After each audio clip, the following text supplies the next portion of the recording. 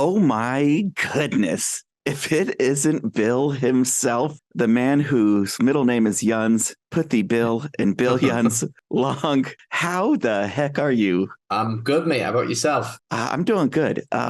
First and foremost, I'm not going to say who is Yeovil or what is Yeovil. I'm going to say, can we get a tour of that turtleneck? Oh, the turtle. Oh, no, it's just I don't know why I've got it zipped up. Really, to be honest, because it's really cold in Oh, Wrexham at the moment. oh, So it's just oh, it's deceiving. no, I Okay. wouldn't. I wouldn't. Yeah, I couldn't bring myself to wear a turtleneck. This is actually quite embarrassing as it is, but I'm just too cold to not have it zipped up. Oh, okay. I was about to say, shave the beard and let me get that side profile because you look like a young Mark Griffiths interviewing John Cross. If Oh, that's a throwback. That is, mate. do you remember that I've seen video screen grab?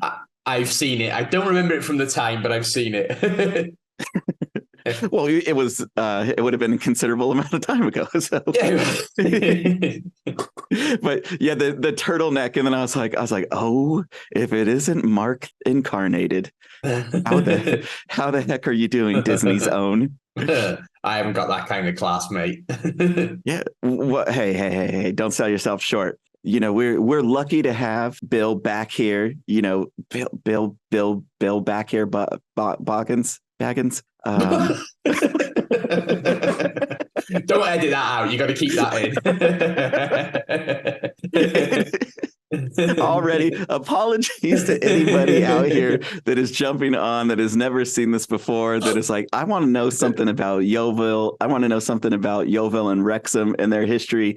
I apologize. You're going to get about 2% of that today, and about 98% of shenanigans.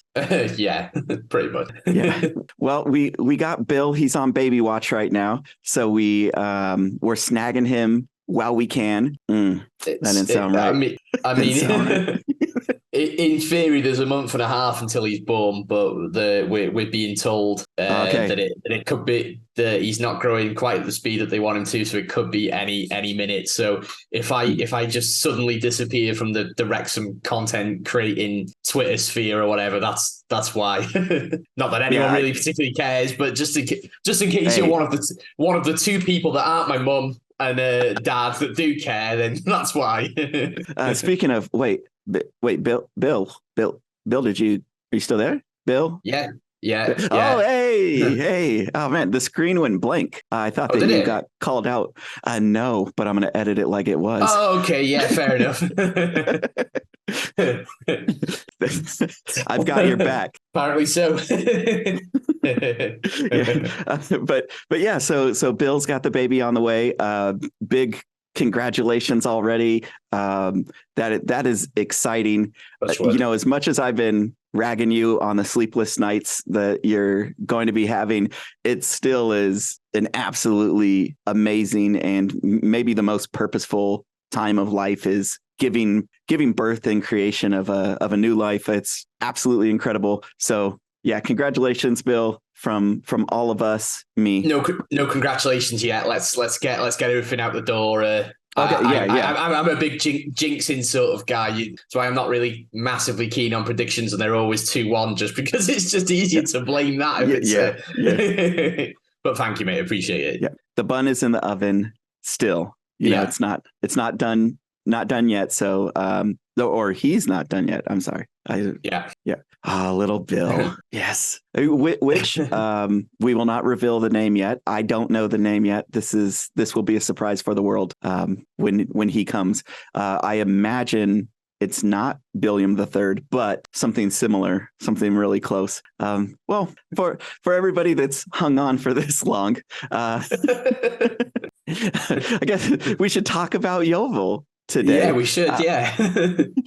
People that are tuning in for the first time, what we do is we look at the competitor coming up to face Wrexham. We take it from a Wrexham perspective and we go down to the 101 base, bare roots, me being a newer fan to Wrexham, to the EFL in general, and others that are like me. There's a lot of things that we don't quite have the grasp of within football, but we're trying to learn. And people like Bill will instruct us on some of the traditions, the culture, some memories, some league memories if they are, or some out of league memories, and also about the town, the area, and then I'll bring in a little bit of flair from what Wikipedia tells me. That being said, without further ado, Bill, who is Yeovil? So Yeovil is a town in Somerset. Somerset is a county notorious for cider drinking, cider production. I actually went down to Somerset. When was it? Was it this summer? I can't remember. I don't even know what day of the week it is today at the moment, mate. So that's not a good start. But yeah, over the summer, went over the summer, and it really is like it's the kind of place that lives up to all the stereotypes of tractors on the road and loads of British leafy green sort of fields and orchards, and a very nice part of the world, mate. Very relaxed sort of atmosphere there compared to some of the big cities. And Yeovil's a town in slap bang in the middle of Somerset. They are a club that have existed since 1895, but have had they're a bit like other teams that we've talked about previously. Just trying to think. Did we do one on Wigan? I can't remember whether we did an episode on Wigan. Yeah, yes, we did. Yeah, so they're quite similar to Wigan in that they are non-league historically. Same as the original AFC Wimbledon. They've kind of made their way up into the football league, but they were quite late. It was in the 2000s, early 2000s, and then have eventually made their way back down. And some of you who've been watching Wrexham over the last couple of years, particularly last year, because the time we played Yeovil featured quite prominently in the Anthony Ford episode. Not the Anthony Ford episode, sorry. The one where his first game back last season, it was against Yeovil, and he scored the goal in Welcome to Wrexham Season 2. I would say spoiler alert, but that game happened a year ago, and the season's been out for a couple of weeks now, so get over it. Yeah, so they're a very sort of strange team in the sense that you could almost argue that they've found their level again, in that the vast majority of their history's been in non-league. But it's now unusual for them to be in the position they're in terms of modern history. Spent the better part of 20 odd years in the Football League and have come back down to National League South after getting relegated last year. But they're doing all right at the moment, Ran, aren't they? I don't know if you've seen much about where they are and what they're up to at the moment. Yeah, according to my vast research, I can see that they are currently in first place in the National League South. Yeah, and are doing so off the back of some good results. The National League North and South are possibly the hardest leagues after the National League in the whole of the UK system, because they have the one down in the National League North and South with the promotion spot in both of those leagues as well. So you've got that layer of it being difficult to get out of that division because of that bottleneck. But also, I don't know so much about the South, because I never really always paid as much attention to the National League South, purely because you look at the National League North thinking which of these teams are going to come and players that might be an away day when we've been in the National League previously. So you'd be and plus Chester are in that division in National League North, so you always sort of keep half an eye on it just to see how they're doing and see where they are in the league, just out of interest. So the South I've never really paid as much attention to, but there's a lot of teams in that South League, just having a quick scan over it, that are ex-National League teams themselves, like Torquay United are in there, who we could argue are historically a bit of a league club. Dover in that division, Maidstone United, Braintree, who was maybe a little bit before some of our listeners' times, but they were in the National League for years. So yeah, it's a tough league to get out of, but it looks like they're doing a good job at the moment. 8 points with a game in hand on second. So they're doing all right. Yeah, that's not bad. And I do want to touch base on the area of Somerset. Something, a little known fact that I found was that Dr. Dre was originally from the outskirts of, but not the Dr. Dre, like the rapper producer with Eminem. It was a different one. He was from Overcompton, which was right outside of Yeovil. I assume he was just a regular doctor. Oh, okay. Right. Yeah. Yeah, horrible. So there's an area called Overcompton. That's like right on the east side of is it Yeovil, not Yeovil, Yeovil. I just kind of say it as Yeovil. I don't know whether that's the right way of saying it though, or whether that's just how I picked up how you I say was it just saying from Ville, people but around here. I don't know. I was saying Ville, but it's not like Ville or anything like that. No, I don't think so. But Yeovil fans are going to come on and be like, "Well, you say they're Ville." Oh, Yeah, yeah. I've got a clue. Well, I guess that's a decent segue then. So the etymology of Yeovil is the Yeo is a river, the name of a river, and then the Vol or Vil is actually from an Anglo-Saxon word meaning fork in the river, and and it actually was GIFL originally, but over time has morphed and transformed into just, instead of Yeovil, it was Yeovil or Yeovil. Okay. So that makes sense. That's been a shift over time. So of the river Yo and the fort in that road, or in the road in the river. So hey, there's no Norse words or Roman Latin influences on this one. This is Anglo-Saxon. So you have that Germanic conquerors. I guess the only names that we'll get that isn't from a invading force are going to be like the Welsh and Celtic names that you'll get. Yeah. Everything else is from like another group of people coming in and taking over and naming something. Yeah, but even then, like Wrexham's not a Welsh name. It derives from, I think, Latin, Rex being king and Ham for Hamlet. So that's whether that's a Roman name or whether it's Anglo-Saxon. I don't know. Wrexham did have a couple of different names. There's a really good thread on Red Passion, which you won't hear me say that sentence very often, but I don't even know whether I'd say the whole thread is very good, but there's a poster who talks about the history of Wrexham on there. East Sussex Red or something like that is the bloke who posted it. Or woman, I don't know. But it's really good. Talks about all like how the different invaders and stuff around this area during that period. So I won't recommend Red Passion very often, but go and check that out. Like it's a good overview of Wrexham. But there's even parts of England like Cumbria that's from the old. I don't know whether it's old Welsh or just the old British for like Cambria, Cymria, all sort of like all that sort of. I don't know. Again, I'm not an etymology expert, but I know that sort of comes from it. And Cumbria is an area where Carlisle United play and Barrow are from that sort of neck of the woods. So there are bits and pieces of England and Scotland that still have those old Celtic names, but obviously mainly it's the further west in Wales you go, the more Welsh the names tend to be, and the more likely that it's not, like you say, from an origin from an invasive force. Yeah, which is really,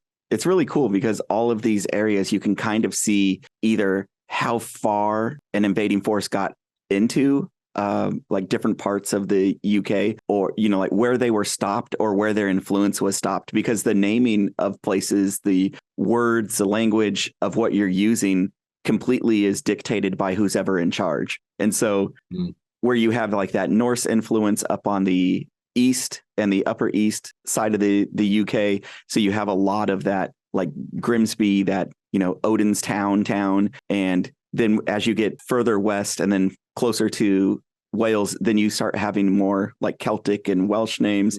And then you have some of the Anglo-Saxon names mixed into it. Then you have Roman names, and then looks like more on the southern part or by the ports, by the exterior parts where boats could land on, you have more Roman influence names as well. And you're like, okay, wow, you could really almost like take apart that whole landmass and basically understand what was going on history-wise just by the names that are still present today. Even though the names, pronunciations have changed, spelling has changed, still the root of those words. And I mean, I think it's cool. But for people that are in Yeovil or Yeovil, they might say like, hey, no, you're pronouncing it completely wrong. And actually, whatever website you got that from was absolutely incorrect. And it actually means like an handmaiden's axe or something like, oh, sorry.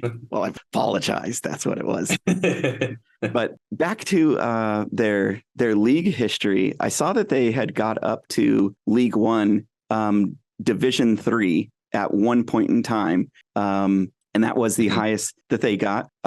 They did actually get to the championship for a bit as well. Oh, did they? Yeah, okay. Yeah. I can't remember what year. I don't think they spent one season in the championship, but were relegated immediately and didn't last very long in League One after that either. Wow. So they had like a good run. What year was that? Do you know that was 2013, 2010, 2014, I think. 2014. Okay. Yeah, 2014. So wow. So they beat Brentford, who are now in the Premier League, 2-1 in the League One playoff final.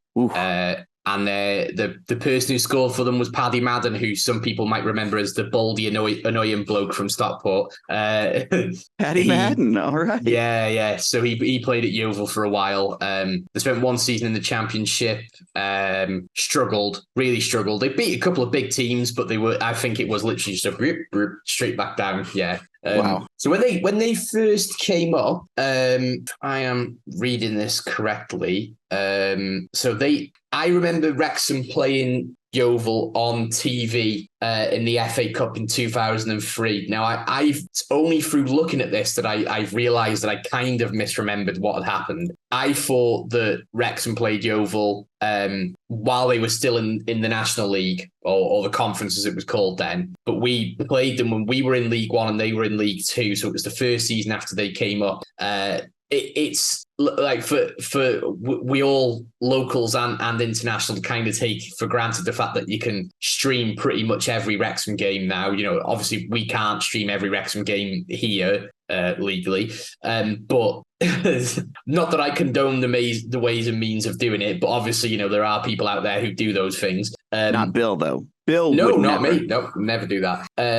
Usually because I'm there. But for Wrexham to be on TV, even though it was pre me going to games regularly, and I only really had a bit of a passing interest in football, it was quite a big deal. So we all watched it. Do you know what I mean? It's like, oh, bloody hell, Wrexham are on TV. Let's stick it on. They battered us 4-1. And that was like, it was like another 2 years after that before I actually started going to watch Wrexham properly, because I was like, oh, well, I'm not going to try and watch them again because that was rubbish. You know, that age when I was like 13 or something, you know, like it was just like, nope, I'm not interested in that anymore.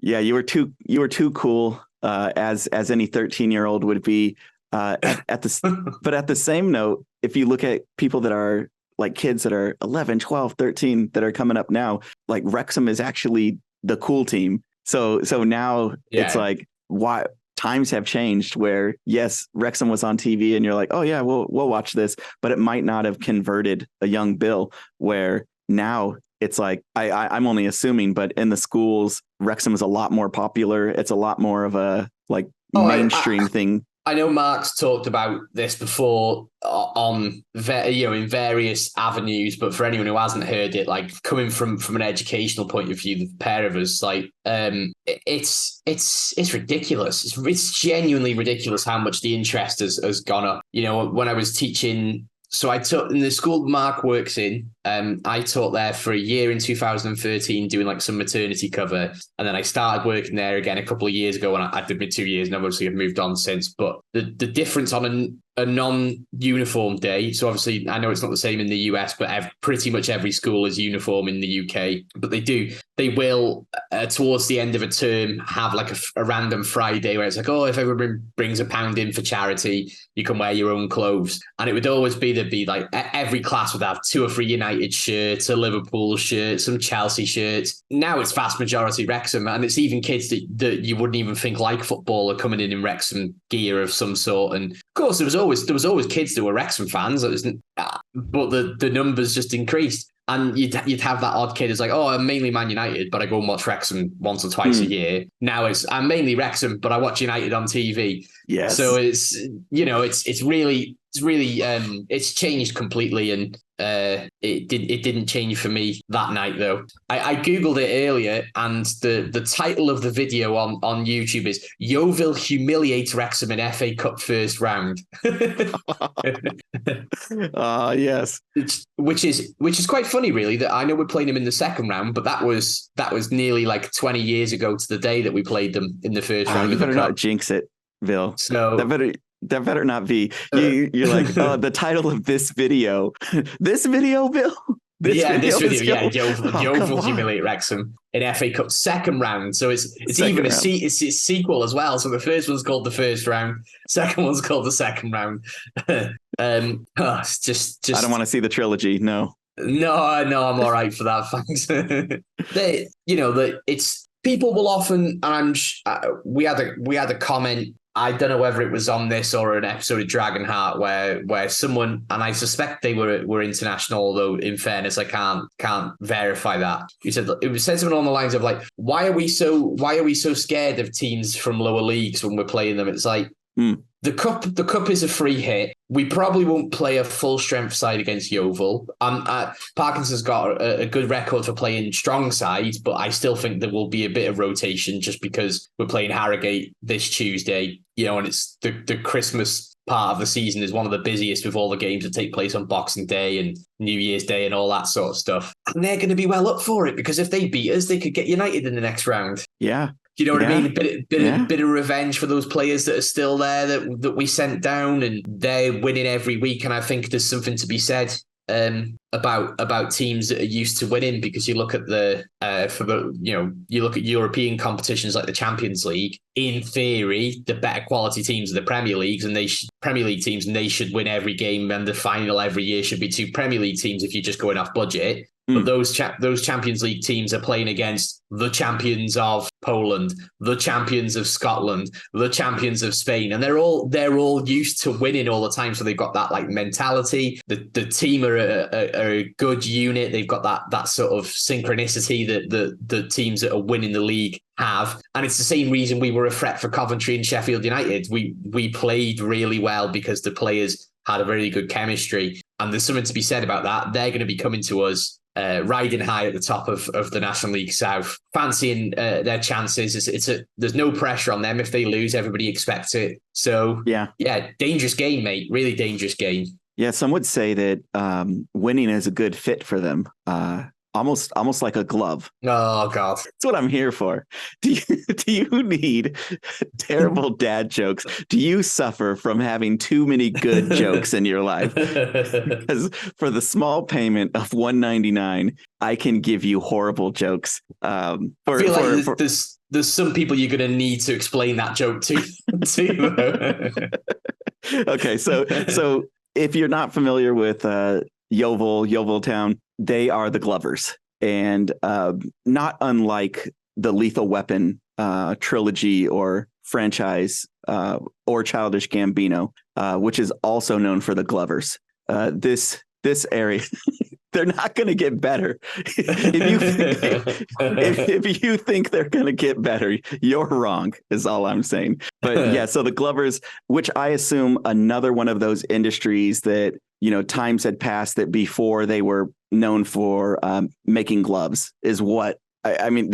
That's pretty transparent, I think, because we've done this so many times where the nickname of the team is the literal industry which got its like the growth of the town or the growth of the city, which Yeovil is a town. So so still not upgraded. So not very populated. So have you been there before? I've been to watch Wrexham play Yeovil once. That was last season at the start of the year. But we literally got bussed into the ground and bussed out. Their ground's quite a bit away from the rest of the town, so we didn't really get much of a chance to see it. And it was actually last year the UK had like a lot of Europe did actually, like, record heat wave. So it was ridiculously hot. The traffic on the roads was ridiculous because obviously naturally in the UK whenever temperature gets outside of a very small range of about 10 degrees to 20 degrees. Anytime it goes centigrade, that is, anytime it goes above or below that, all infrastructure in the UK just collapses. We can deal with a little bit of rain, but as soon as it's boiling hot, like the roads were just not working for whatever reason. We got there late. They dropped us straight off at the ground, and me and Che got to sample some of the local delicacies. Ooh, what were they? Cider. Oh yeah. Oh, now cider over there, that's made always alcoholic? Yeah. Okay. So we just call it apple juice if it's not alcoholic. Okay. So for us, we have cider and then we have hard cider. There's a distinction. Okay. Yeah. And I don't know when that started. I don't know if it's just a U.S. or American folklore, but have you ever heard of Johnny Appleseed? No. Okay. So like every American kid, and I don't know if Canadians are the same, will know of the story of Johnny Appleseed. And it was, pre-industrial revolution. There was a guy who went town from town, and they called him Johnny Appleseed, and he had apple seeds that he gave or sold to all these little towns and villages to grow apple trees. And learning it as a kid, you learn that, he just, had this goodwill. He wanted to plant trees everywhere. But really what it was any type of tree that you grow from seed that is an apple, you cannot determine the type of species of the apple. So it will always be a wild apple. So any type of apple that you get that is like a Fiji or a Gala or whatever it is, it has to be grafted. It can't be from seed. Just the randomness of the genetic variants will always give you a wild apple, which is more of a sour apple. And the thing that those are good for is making cider. And so what he really was doing, going around, from town to town, and they always depict him with a pot on his head, like a cooking pot that he wears as a hat, backwards with the thing off. What he was really doing, and it's not, I guess, for the children's story, they don't say this part, is he was selling the seeds and then making them like hard cider, alcoholic cider, and saying, hey, this is a drink that you guys can have if you just plant these trees and buy these seeds off of me.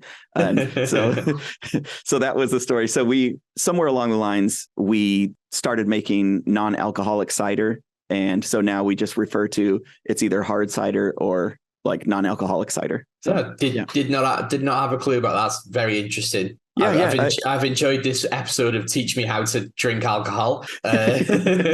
Look, when it comes to alcoholic beverages, there's a world of class that I know that I gladly live in. I'm not an alcoholic. Because that is under the assumption that I plan to quit. No, no, but yeah. So the whole idea of cider, and especially this season where, you're wearing like the top and then you got it zipped up. It's like, this is the perfect season for hot cider. And, you've got that hot drink that on a cold day, if you were out watching the game, I don't know if they serve it, at the match or what kind of cups they do, but that would be perfect. Too bad you guys can't have alcohol like for a match, because what would be better than it's cold, your hands are cold, you're watching a match and you're holding, a cup in your hand that's keeping your hands warm, and then you drink. That's what Bovril's for, mate. I know. Drink. Okay. So, and Bovril is, it's basically just like a beef broth or something like a. Yeah. I never really, Mark's going to appear in my bathroom in a minute, like a Candyman sort of thing. just for mention, but he will also come to murder me because I'm not a big lover of it. So I don't really know exactly what it is, other than it's just like beef broth drink that's warm and meaty. that's about all there is to it, really. and I guess, okay, look, you can't have alcohol in vision of the games. And so anybody that's watching this that, didn't see that on the documentary or wasn't aware of it before, you cannot be in view of the pitch and also be consuming alcohol at the same time. So if you are going to consume any alcohol, you have to consume it in the concourse, which is out of view of the field or the pitch. But something that is like big in Germany, which like German Christmas markets, Glühwein, which is a mulled spice wine, which is cider, is also uses the same spices to make. It's that warm drink. And the whole idea is like during winter, you're holding something that is warm in your hands. It keeps your hands warm, and then you drink it and the alcohol warms up your body. You're taking a warm drink in, you're warming up your core, and then you can stay outside and do things outdoors that you normally wouldn't just be outside. And so a football game to me sounds perfect. And I don't know if we'll ever get past the laws that exist, if they'll ever change. But if it's anything that I've noticed within the UK, things don't change. and if they do, it takes a long time for them to change. Or it's for the worse. So it's an instant change that happens like that, and it's for the worst. So for those who don't know, it's kind of touched upon on the hooligan episode, I think, a little bit. Was it in the documentary, or at least the hooliganism problem was touched on? Part of the TLDR of it all was that hooligans ruined drinking in the stands for everybody. It's still allowed in rugby. It's still allowed in cricket. Actually, interestingly, the South Wales police came out about 2 or 3 years ago and said that actually rugby fans cause more problems on an international match day in Cardiff than any set of football fans do. But that's that gets brushed under the carpet because rugby's the posh boy sport that all the people in power enjoy watching. Regardless, anyway. So it was. Drinking within sight of the pitch was banned in football. But actually, from experience, it's really misguided because all it means is that everybody who wants to have a drink and in turn might cause trouble, they just get wrecked before the game. They just get absolutely wrecked because they know there's 45 minutes where they're not going to be able to drink. And they sprint down to get a pint at halftime, drink 2 or 3 in the space of 15 minutes when they would have usually have just had a one through the game and then maybe got another one through the game. And then that second half, I've seen very little amount of trouble at the racecourse, but it makes it more of a recipe for disaster because people who are usually quite calm would only have 1 or 2 leisurely over a space of time and now rushing to get their beer in. So it's a very silly law, but we're a very silly country. The unforeseen consequences of implementing something, they're like, well, we just won't have it during the match. And it's like, oh yeah, well,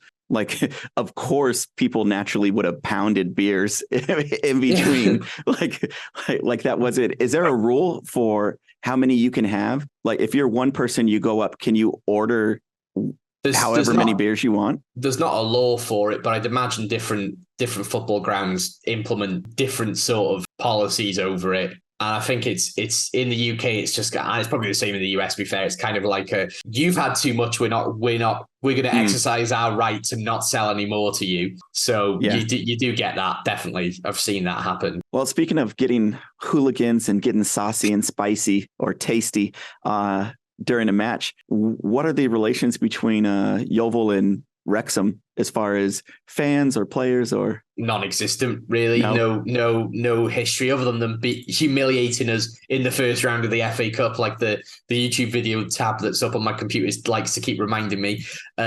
We haven't had a huge history of playing them. They have been in the National League the same time as us for a set period, but realistically, they're not a team that we've got a lot of history with. Other than us relegating them last year, which I don't think they'll take to heart personally against us, because if they didn't lose to us, they were probably going to go down anyway. So I think it's just one of those situations where there won't be much bitterness there. It's like anything as well, though, Ran. They're probably going to want to beat us just because every team wants to beat us at the moment. I think to be fair, like, they shouldn't be mad at us, because if memory serves me correctly, they needed to win that match, and I forgot who the other team was, needed to lose for them to have a chance. Yeah. And the other team had already won and they weren't winning the match. And so it was impossible for them to, even if they would have got the win, they still wouldn't have whatever the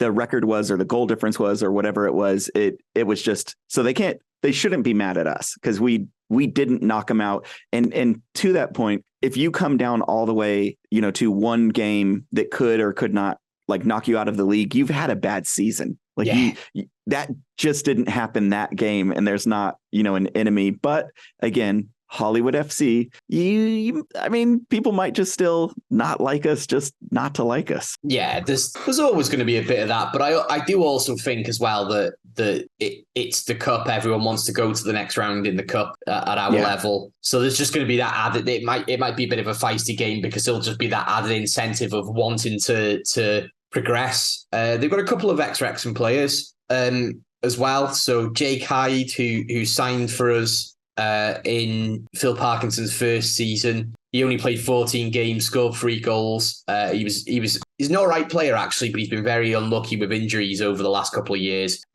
He went out on loan to Southend last year as well. So he only played...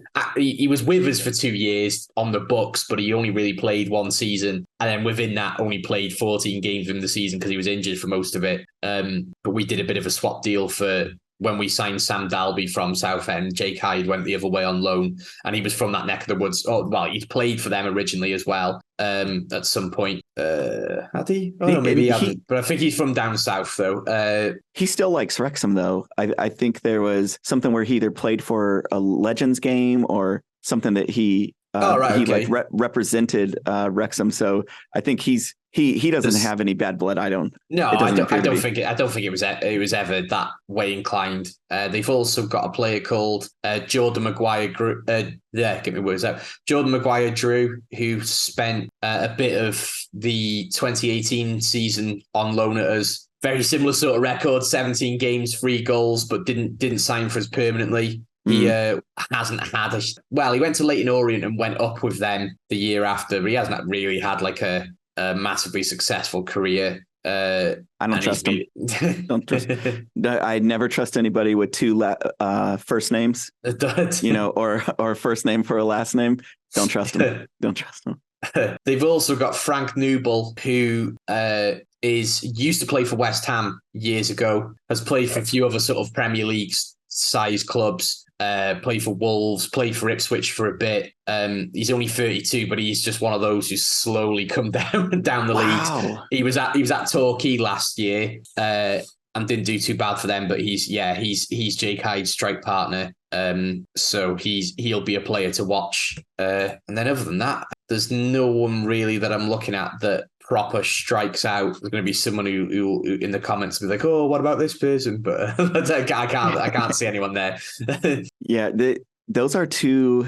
That's good pedigree for both of those teams. That coming from Premier League, even if you aren't playing currently at that level, you still have the knowledge of the game, and those players can be dangerous because that instance where you just need that split second of opportunity for them to capitalize on that either like errant ball or, just a ball put into the perfect position, and somebody who doesn't have the experience might overkick or underkick, or the nerves might get it into them. And somebody that's been at a higher level, they can kind of stay calmer in those situations and then rise to the occasion, just having that pedigree with them. So yeah, those could be some dangerous players that I would not want to start saying anything like last matches 6-0. I won't even creep my way into anything remotely close to that at all.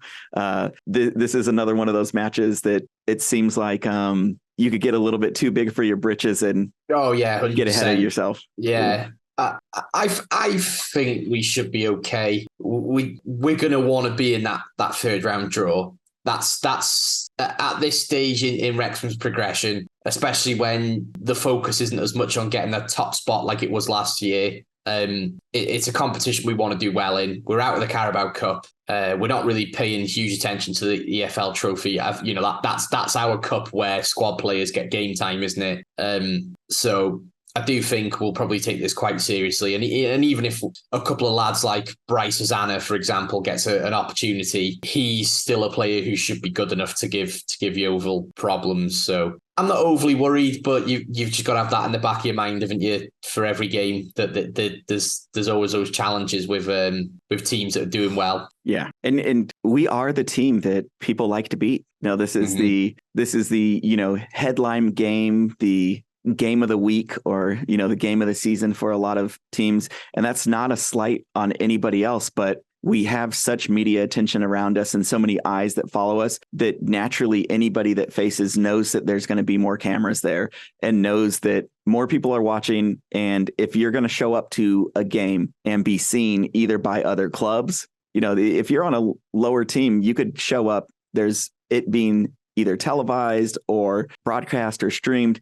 There are eyes on Wrexham games. If you're a great player, you could get picked up by another team. And especially with January coming up, these could be audition takes for different teams. So definitely I'm not going to count those chickens, before they hatch. Before we get into any type of predictions, I did want to look at the old crest and badge. Cue the theme song. Okay, Bill, go ahead and take a look at that old crest and badge and make out whatever you can make out. There's a lot. Yeah, there's a lot to unpick there. I'm assuming that the middle part with the old looking geezer is something to do with some kind of like monastery or abbey or something religious in there. Religious, yeah. Religious, yeah. The hooks will be shepherd's hooks, which maybe comes from the farming history of the region, possibly. Okay. That's a guess. I could be completely wrong on that. The lions is the usual British people love having lions on a badge for some reason. Oh, thing. Yeah. Even though I don't think there's ever been a native lion in the whole of the UK, but we're still looking. Crowns are because we're obsessed with the royal family. I don't know. Yeah, I mean, you're not far off. So this is another one that has been adapted from the town crest. Okay, yeah. And so on the town crest, you have much of the same similar things with the rampant lions. You have the religious guy in the middle. That strange looking bloke there. That is actually someone from a biblical historical. He was a Baptist of sorts. Okay. So that's John the Baptist in the center. And then and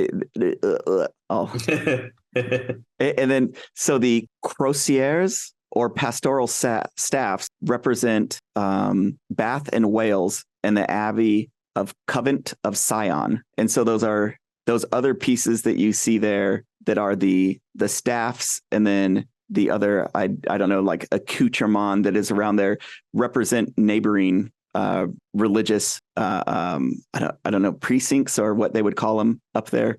If they're how on earth did you find all this out, Ran? This is what I do. But that achieve by unity is actually the club's name and motto is achieve by unity. And then the colors, I didn't see where they come from, the yellow and green, and I didn't see when they started. So that is the badge, as far as I know. If anybody knows some more information on there of what else, like what is John the Baptist holding in his hand? Like what is that? What is that picture? Yeah, what is that? That is just not a clue. Not a clue at all. It's a weird one, that, isn't it? As far as some of the badges have gone, like the Barrow. I know I always bring the Barrow one up, but the Barrow one was weird, but there was logic. It seemed like there was logic behind everything on it once you explained it. This just kind of like, it's just a load of old stuff, isn't it? Really? Yeah, yeah. I don't know what's even in his hand. I don't know. Maybe if somebody is more religious, might know like the story of John the Baptist, if he was known to have something with him that he carried, or I'm not sure at all. Like if it was more intelligible, then maybe we could take a guess and say, oh, well, that's a rooster or a hen. That's symbolic of this, but I can't even tell what that is. John the Baptist loved plates, decorative plates. Yeah.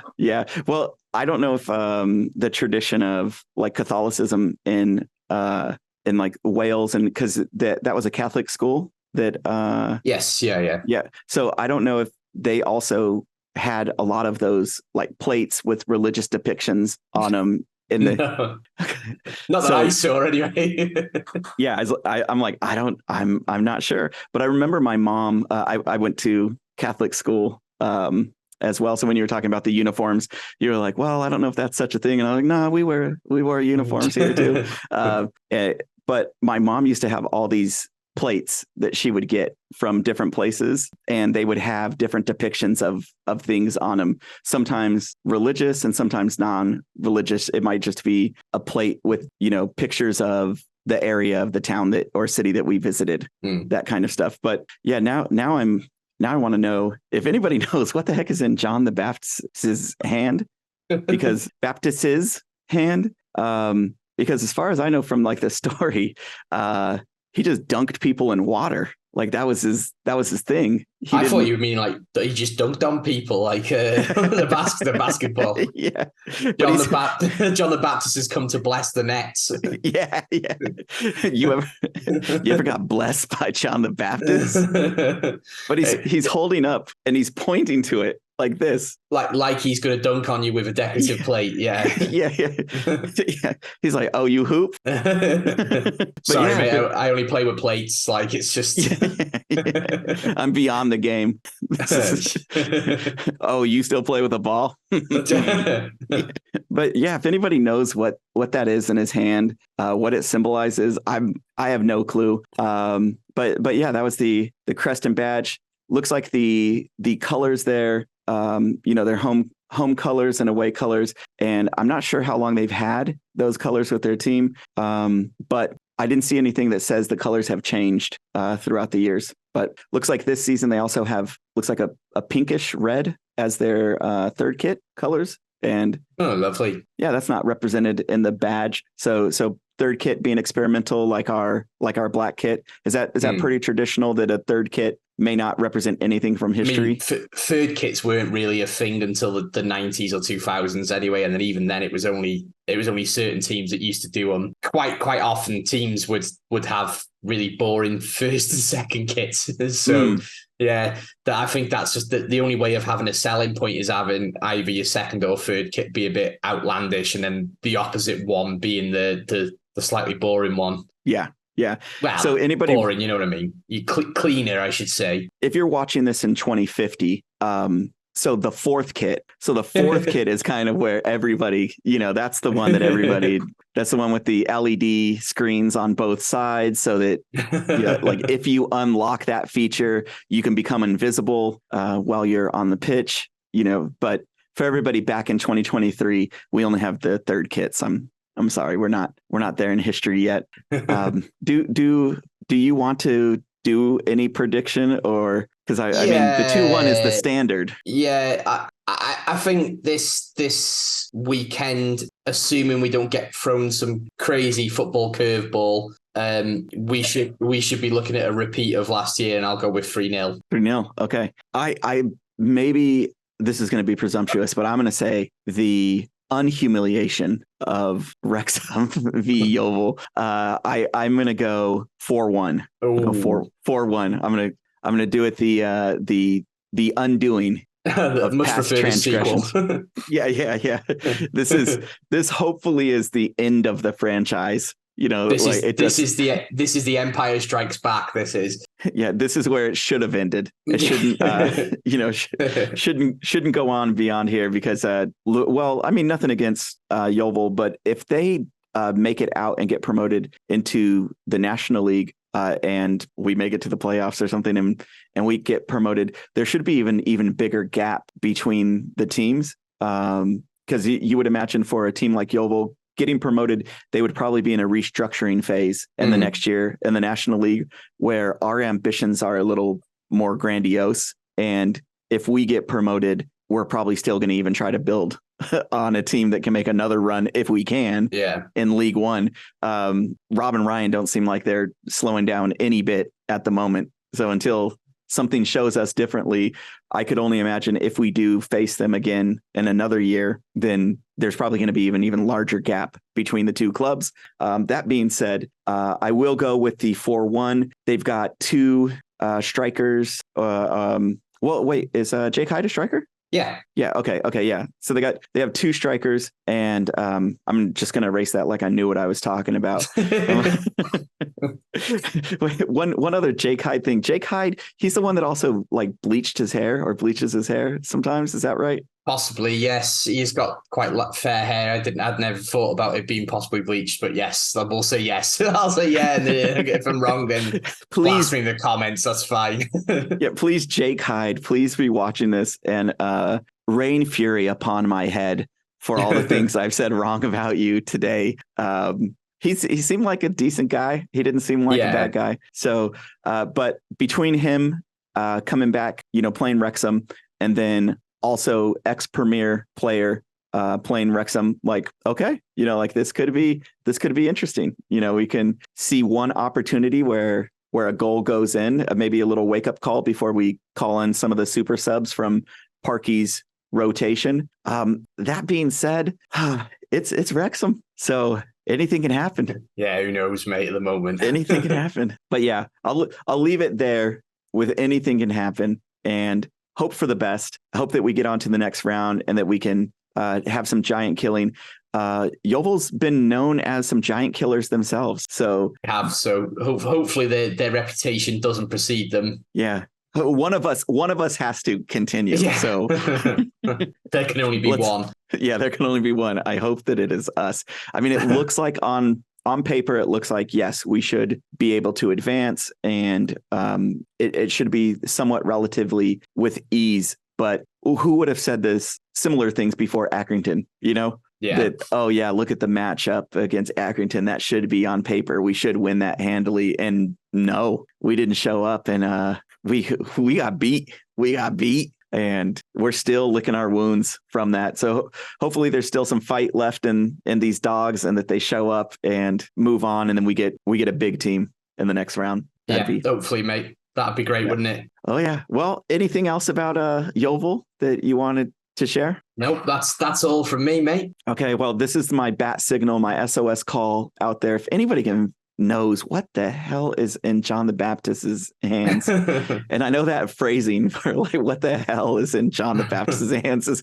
probably not the phrasing that anybody that supports John the Baptist would want to hear. But if you could clarify that, because it looks weird. It's not intelligible, and there has to be a story behind that because the guy's also pointing to it. So you don't often just point to something in your hand unless it means something. So it's going to be something like really, really basic. It's going to be something basic. Yeah, something not even worth talking about.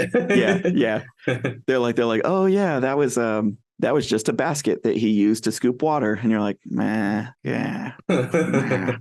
Anyways, well, Bill, thank you so much for coming back here and rejoining your co-host duties. Always a pleasure, mate. I will have to get Bill, or we'll have to get Bill while we can, because when that baby comes, your hands are going to be tied. And so ooh, good. Best of luck. And everybody out there, let's hope that we move on to the next round. Looking forward to Saturday and up the town. Up the town, mate. That's how we do it.